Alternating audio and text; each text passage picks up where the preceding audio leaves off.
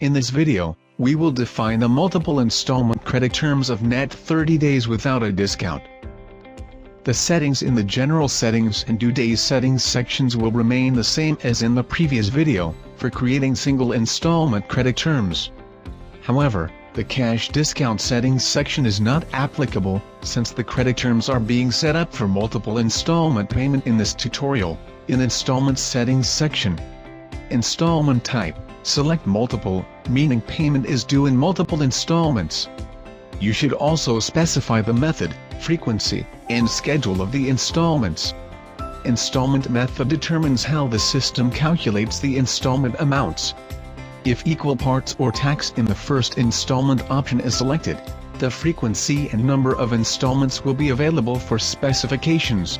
Equal parts method means that the document total amount, including taxes, is divided into equal parts.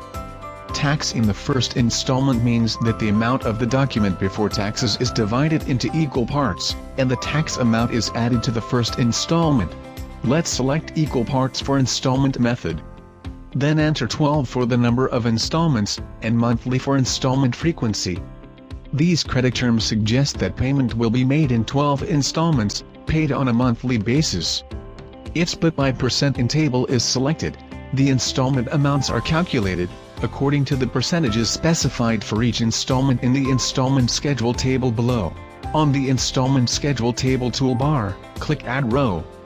In the Days column, type the number of days from the due date on which this particular installment is due. In the percent column, type the percent of the installment.